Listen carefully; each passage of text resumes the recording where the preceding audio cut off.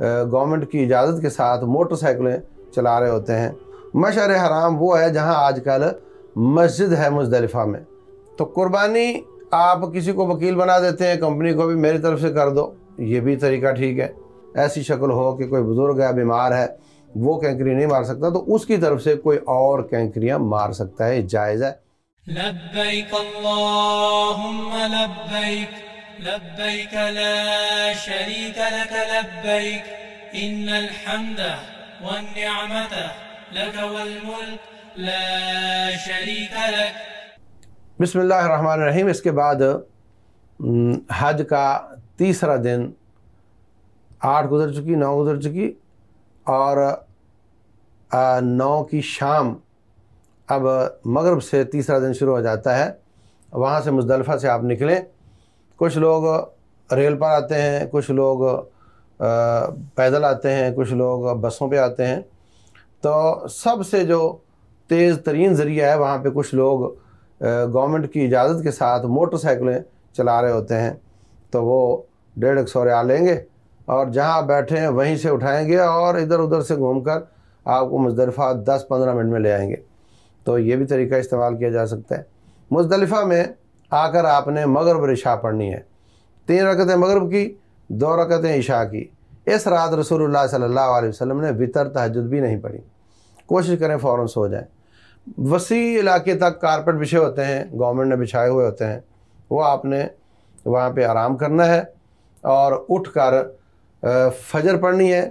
अब आपका 10 तारीख़ का दिन शुरू हो चुका है। फजर पढ़ने के बाद अल्लाह तबारक व तआला फरमाते हैं फ़ज़्कुरुल्लाह इंदल मशअरिल हराम। मशअर हराम के पास अब अल्लाह का ज़िक्र करो। मशअर हराम वो है जहाँ आजकल मस्जिद है मुज़दलिफ़ा में। तो वहाँ आप करीब कहीं बैठ जाएं और फजर पढ़कर सूरज निकलने तक आप अल्लाह ताला को याद करें। वही तकबीरात ईदैन की भी पढ़ सकते हैं और सुबह शाम के अज़कार भी करें और लब्बैक अल्लाहुम्मा लब्बैक वाला विर्द भी करें। और इसके अलावा सुबहानल्लाह, अल्हम्दुलिल्लाह, अस्तग़फिरुल्लाह, ला इलाहा इल्लल्लाह, ये सब आप करें। तो आप सूरज निकलने तक वहाँ रहें और अल्लाह को याद करें। नाश्ता कर लें वहाँ पर। अब वहाँ से आपने आज 10 तारीख़ को 4 काम करने हैं। पहला काम है कि आप वहाँ से मिना वापस जाएं और सबसे बड़े जमरे को 7 कैंकरियाँ मारें। 2 को नहीं, सिर्फ 1 को। 3 में से 2 को नहीं, 1 को कैंकरियाँ मारनी है। कैंकरी छोटी, चने के दाने से थोड़ी बड़ी, मोटे मोटे पत्थर नहीं लेने। और वो कहाँ से लेने हैं? जहाँ से चाहें ले लें। मिना से ले लें, रास्ते से ले लें, कोई जगह ख़ास नहीं है। उनको धोना बिल्कुल मसनून नहीं है। बस आप कैंकरी लें और मारें। वहाँ इंशाअल्लाह कैंकरी मारने का तरीका बयान किया जाएगा। उसके बाद आपने कुर्बानी करनी है। तो कुर्बानी आप किसी को वकील बना देते हैं, कंपनी को भी मेरी तरफ से कर दो, ये भी तरीका ठीक है। वो उनका फ़ोन आ जाएगा, मैसेज आ जाएगा, आपकी कुर्बानी ज़िबा हो गई, अब आप बाल मंडवा दें। तो जब आप यहाँ पहुँचते हैं ये जमरा पर, तो यहाँ तक आपने लब्बैक लब्बैक जारी रखा हुआ था। इसके बाद आपका लब्बैक वाला कलिमा बंद हो जाएगा। उसके बाद आपने जानवर ज़िबा करके सार के बाल मंडवा दिए। तो अब आप एहराम खोल कर आम कपड़े पहन सकते हैं।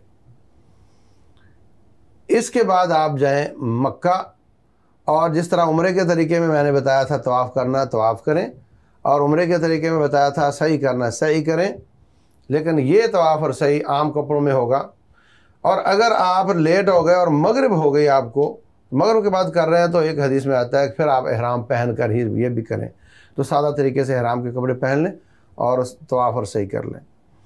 अगर आप कपड़े नहीं चेंज करते तो भी एहराम की हालत में आप वो कर सकते हैं, जायज़ है, कोई हरज की बात नहीं है।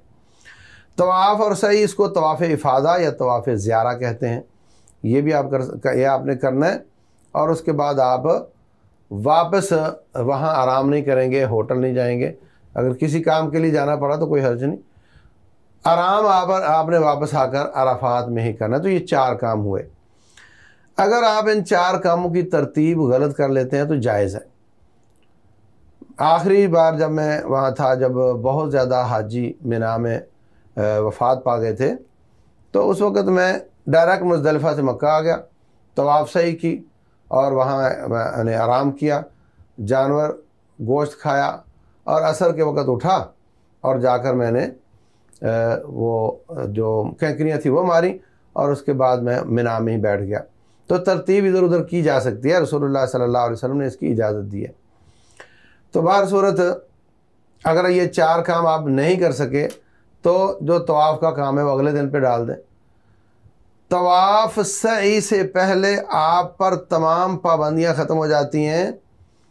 खुशबू लगाना, नाखून काटना, बाल तो आपने ख़ुद कटवा लिए हैं, सिर्फ बीवी और शौहर के मखसूस ताल्लुकात की पाबंदी बाकी रह जाती है, बाकी सब पाबंदियां ख़त्म हो जाती हैं। और चौथा काम मुकम्मल करने से आपकी ये पाबंदी भी ख़त्म हो जाती है और आप ऐसे ही हैं जैसे अपने मुल्क में थे, आप पर कोई पाबंदी बाकी नहीं रहती है। तो अगर आप तरतीब से काम कर रहे हैं तो फिर तो आपने जो कैंकरियाँ मार कर जानवर ज़िबा करके अब आपने बाल कटवा कर कपड़े वो एहराम चेंज कर लिया, आम कपड़े पहन लिए, जायज़ है। लेकिन अगर आपने तरतीब और कोई रखी है तो फिर कोई से 2 काम करने के बाद आप अपने कपड़े चेंज कर सकते हैं, एहराम को खोल सकते हैं। जहाँ तक ताल्लुक़ है कैंकरी कैसे मारनी है, तो वो अगले दिनों 3 दिन वो आपने कैंकरियाँ मारनी हैं तो उसमें इंशाअल्लाह अर्ज़ किया जाएगा। लेकिन इतनी सी बात समझ लें कि कैंकरी पकड़कर ऐसे मारेंगे तो आपको सहूलत रहेगी, ऐसे मारना भी जायज़ है मगर ऊपर पीछे से किसी और की कैंकरी आपके हाथ को लग सकती है। तो अगर आप ऐसे मारेंगे तो ये आसान है। आजकल तो वहाँ पे उन्होंने इतना सख्त इंतज़ाम किया हुआ है कि बूढ़े से बूढ़ा आदमी भी वहाँ जाकर ख़ुद कैंकरी मार सकता है। और अगर ऐसी शक्ल हो कि कोई बुज़ुर्ग है, बीमार है, वो कैंकरी नहीं मार सकता तो उसकी तरफ से कोई और कैंकरियाँ मार सकता है, जायज़ है। तो ये तकरीबन ये 10 तारीख़ के काम थे, वो जो मैंने आपके सामने अर्ज़ कर दिए। तो यही सबसे अहम और थका देने वाला दिन होता है। तो इसमें आपने ये 4 काम मुकम्मल नहीं किए तो अगले दिन पर उन कामों को डाला जा सकता है। अल्लाह ताला ने सहूलत दी है, तो अल्लाह तबारक व तआला अमल की तौफीक दे और हम सब का हज कबूल फरमाए।